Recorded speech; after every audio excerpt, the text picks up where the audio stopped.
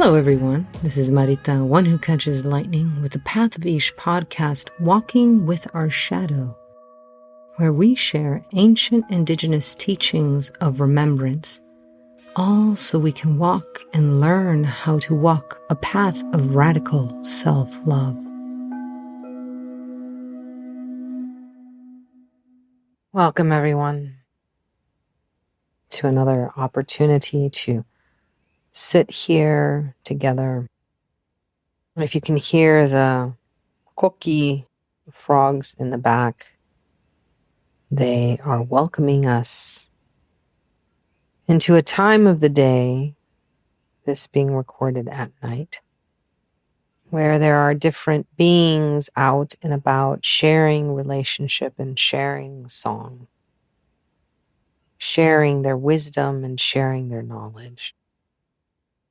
We all have times of the day where different knowledge, wisdom, and information is shared as some beings rise and share and exist at night and some in the day. In other words, the wisdom, the living, never stops. And we have an opportunity to sit with different beings in different parts of the day as we welcome in their wisdom. The wisdom of the night beings is as important as the wisdom of the day beings. And the reason we are starting this conversation like this about sharing wisdom, about having access, about being allowed to recognize the importance that different parts of our day teaches us things because there are different beings. It's because I want to have a conversation today about information and access and all of the above. So let us begin by taking our 3 breaths in and out through the nose, bringing our mind, this brain of ours, this computer that we have in our bodies, these neural pathways, this storage system, the central nervous system, into this time and into this place. In and out through the nose. As we bring this physical body, this visceral body, these bones, these tissues, these vessels, these cells, into this time and into this place. And this 3rd breath in and out through the nose, bringing our essence, our astral body, our beingness, our soul, as someone would call, into this time and into this space. All 3 parts combined. Living in potential balance, in potential recognition that when they work together and accept each other's intelligence, the whole of them is greater than just the parts. And so we approach the directions of the east, the south, the west, and the north to open up this circle as we allow the east to be that doorway into this place, into this conversation. And we thank all of the guardians, all of the ancestors that are here today to sit with us as we posit, as we suppose, as we dream, as we remember, as we become. Today, I want to bring a little bit of history into the circle. And the history is based on U.S. history It is based on a society being created. And the reason I want to talk about this is that it is something that is being talked about to a certain degree, and it's coming up more and more. But it allows you, once you take a moment to sit with it, see the trajectory of why we are now, not just in the United States, but how that has affected societies or societies that we look up to on a global level as a way of being. When the Americas were discovered, they were business ventures. They were ways of setting up trade. That was the impetus of it all. That was the heart, to discover trade routes, to discover riches. And so you can see how the Americas were treated as a business venture, both in South and Central America as well as in the United States, in the sense that people came over imposing their idea of what was valuable. And this was a value that was based on a society that had developed in Europe and how they categorized value, including the value of human lives. Now, I know that a lot of people like to speak about the colonies in the United States being centers of religious freedom, but they were business ventures as well. The venture of land. And because of that, that was the main purpose, was acquiring land, working land in any way possible. That was the important thing about it in the beginning. Education or access to information was controlled by the very fact that other things were more important to establish a society. There's a gentleman on TikTok that talks very eloquently about this topic, and there are several books written that speak very eloquently about this topic. But what struck me as I was sitting with all of this was really the molding or the melding of generations based on a value system and access to information that was controlled. And yet, it was this value system of control that wanted to conquer land and devalue or evaluate the worth of beings and things as a business venture that led to the decision that in conquering land, they had to disrupt the deep connection that natives had to land and had to higher forms of knowledge.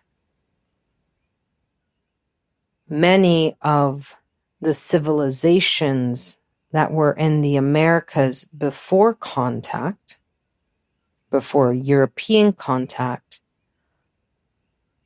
had higher forms of knowledge of the stars, of mathematics, of science, of healing, that were wiped away because it didn't fit the story of a savage. I'm saying this because it is important to know how energies motivational energies are in the building or the thread work of a society that right now is questioning where it came from and how to move forward. As we unearth the graves of children separated from their families because the government and those people controlling information decided to say that it was not enough to allow the Indian to learn how to read and write. They would still be a savage who was reading and writing. So they had to remove them from their culture and, more importantly, from their intelligence system and connection to community, society, and land. The same was being done for those who were on the colonies, who the only access they had really was to schooling that allowed them to learn how to farm or how to run machinery after the Industrial Revolution. That is when, in the United States, you started to see education start to become, quote unquote, more of a priority. But the term "you are not paid to think" was created in the United States. As we stir the cauldron with all of this, right? Again, this is not about shame or guilt. This is about, can we start really unraveling and looking at how societies have been built, where it's all about the control and access to information, but more importantly, how that has shaped generations and how we are now trying to return to a different way of intelligence and relationship that has continued to exist, even though now the conversation is, well, what is its value? And ¿cómo se dice? One of the greatest things that I am seeing in student circles and community circles and people wanting to enter into these circles at the Path of Ish is that that is part of the makeup that they are bringing that they are not aware of. And so I've had to learn more about the culture coming into my circles. I've had to learn more of how it was shaped, how information and the value of people and information were given and assessed, and how that then has created really huge gaps between generations and the possibility that those people believe that they have to be whole. There was another TikTok conversation. I've been on TikTok lately, where someone was like, what's wrong with our parents? And an amazing pastor went through, and she went through and saying, these are how our generations were built. A generation of where you were a worker first, people were pulled out of schools to farm. You weren't given access to be more than what you were born into, right? And we've seen this. And then how societies then develop and change, but then also how those societies are still carrying the program of possibility. And then that program of possibility, though, in the Western way, takes us farther and farther and farther away from our connection to Earth. And there's this phrase, been very constant lately.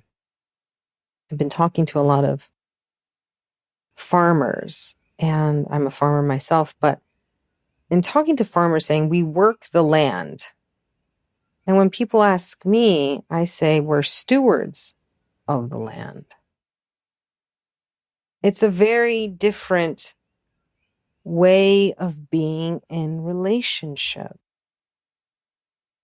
And that is the gap that is holding a lot of people still captive in their possibility of access and their possibility of connection and their possibility of relationship to create value for these old ways that they are yearning to be connected to, the rhythms of stewardship, of being truly in relationship, of an intelligence where all forms of beings have intelligence and it is sacred and we learn from each other.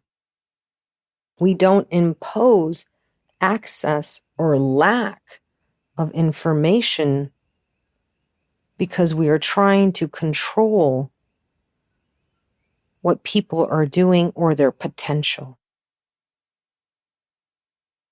The reason that many people believe Americans to not be as intelligent is because the schooling and even the way that this country was founded was not to create critical thinkers. It was not to create people who had access to possibilities of questioning things. But it was to create workers who could work the land.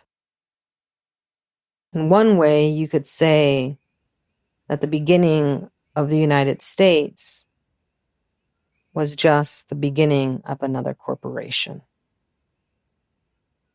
If you can stay playful with this conversation, then you can start to unravel and detach from the possibilities and the rules imposed generation to generation to generation of you just work the land, you are someone who are a child who's seen and not heard.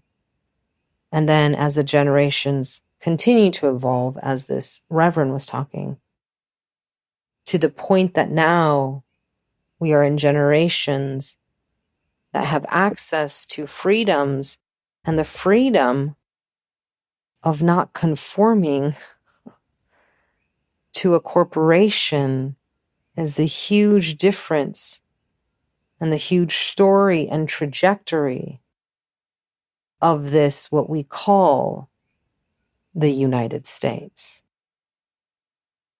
When you create a culture like that, you create a culture of absolutes, of fanaticism, because you do not allow people to question, people to think differently or act differently.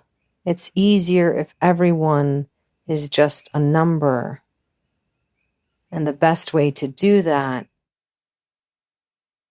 is to devalue any other way that offers you a path to sovereignty, to self-love, to connection.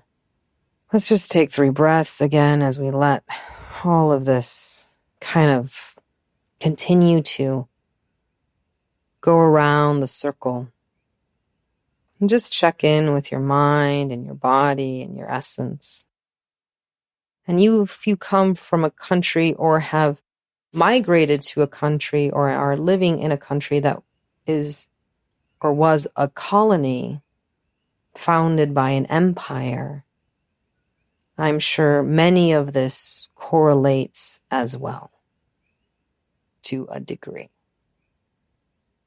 The reason I'm taking time to bring this discussion to the light is that so many times when I see people struggle in their allowance of their intelligence is because it is a program.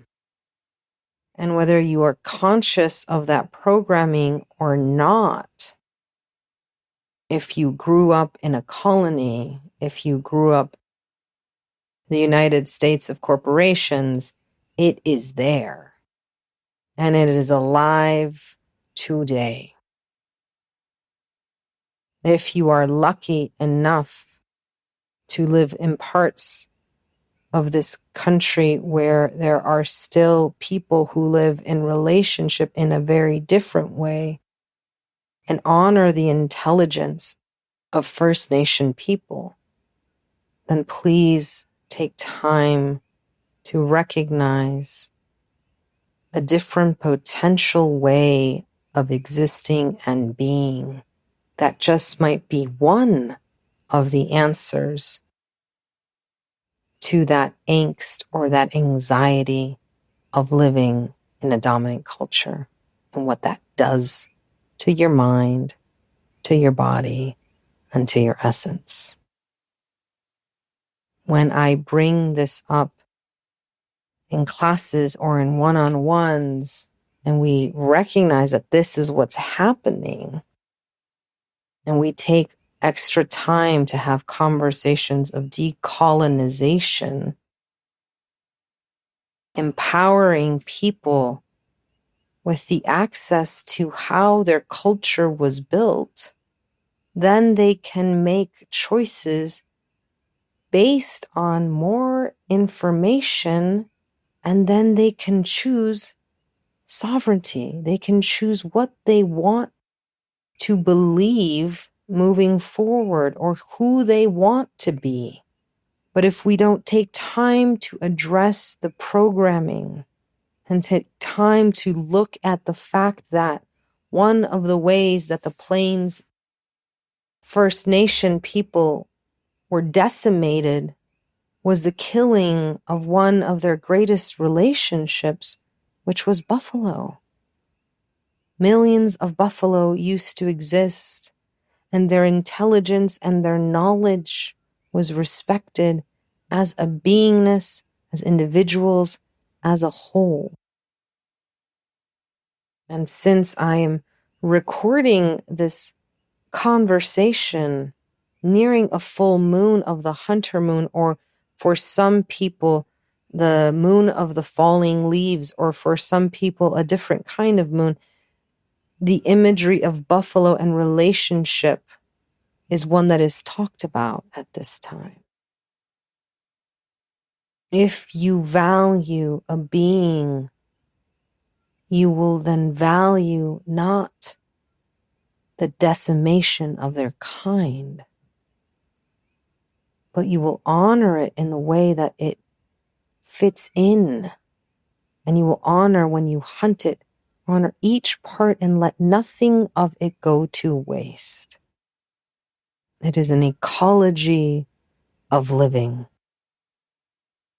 in relationship where there is value placed on all beings, because we recognize that all beings have intelligence and something to teach us, versus controlling access, creating a value set where you determine where knowledge or information or how it's shared based on a profit line.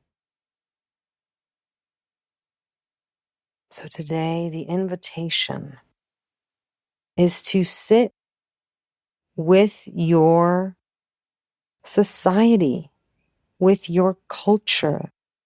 Where is your culture right now? Where is your city? Where is your town in their journey of evolution and de-evolution? Where are you in your journey of remembering and sitting with certain histories That might be painful, but unless you do and recognize the context of the programming that you are sitting with, until you recognize the program and the programmer, then when you recognize it, you can change to upgrade, to do whatever you want, throw the programming out, reprogram, whatever you want to do. But you have to be able to look at it. And so many people that I speak to don't even think about it, don't think about how their environment shaped them, or how the environment before that shaped the generation that brought them up, or how the environment before that. And now where are we? So many people are like, how did we get to where we are? Because they haven't taken the time, nor do they know how to access and sit with that trajectory of how certain societies have been built to control access to humans being sovereign.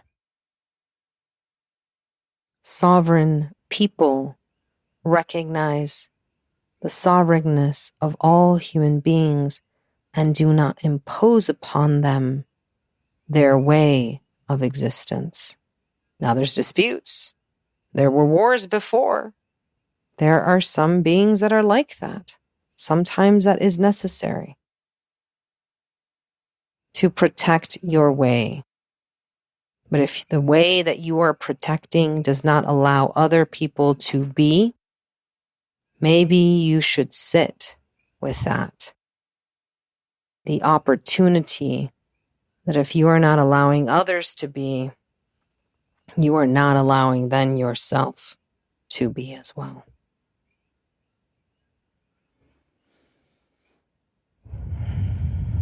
And so let us do a small meditation.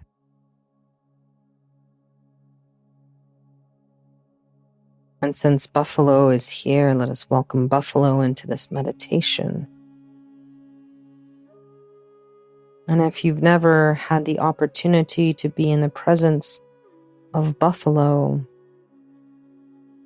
a creature that big, then I welcome you to sit with the weight of a being that large and the wisdom of a being that large that was on the brink of extinction and is here back now to teach us how to survive what we have created for ourselves in what we call modern industrialized society. And so we welcome Buffalo as we breathe with Buffalo, taking breaths in and out, settling in as we allow this beautiful being to be here. And we approach Buffalo Bison. First of all, not just with gratitude for it showing up, but also recognizing how we, consciously or unconsciously, contributed to their demise. For many have been colonized and are colonizers in the same breath. And we all have that potential of just not speaking up, of not valuing the totality of a being and wasting things, wasting resources, wasting food, wasting conversations, wasting time. So we ask Buffalo forgiveness for one of the lessons Buffalo wants to teach us now, is the value of every bit of a being, every bit of a thing. And it's not just what you can consume. It's not just what you can eat or have or drink of the buffalo, but how the buffalo themselves aerated land, kept biodiversity, how they worked in relationship to all around for betterment. They did not work the land. They were stewards of the land that they roamed. Can buffalo teach us to be stewards of our mind, of our body, of our essence, and be stewards in relationship to how we are walking in this life? Stewards of knowledge, stewards of land, stewards of sovereignty. And with that, we slowly start coming back, thanking buffalo. And for those of you who need more time, please pause here and continue your meditation with buffalo. If you like to journal, go back and listen to the questions and journal along.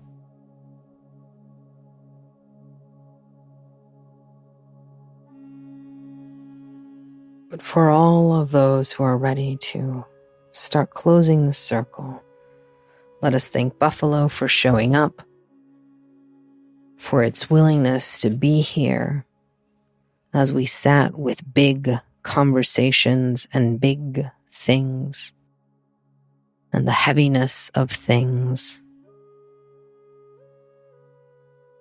To be able to look at it from all angles so that we can, from there, make decisions of how to be in relationship, and know that we can always change our mind and come back and heal and honor things and beings in a sacred way. And we thank the circle in all of the directions. We thank the hunter moon. And with that, we thank our ancestors and all who have been here. And I thank my teachers for everything that they have poured into me. All those teachers, humans and non-humans alike. And with that, we close the circle. Shade.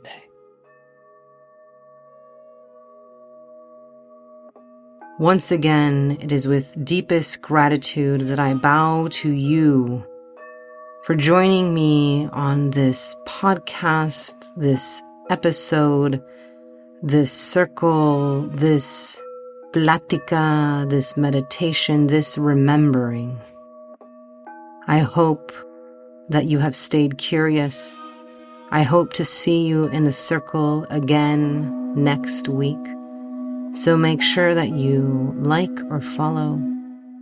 Until then, may you be blessed with abundance of peace and radical self-love.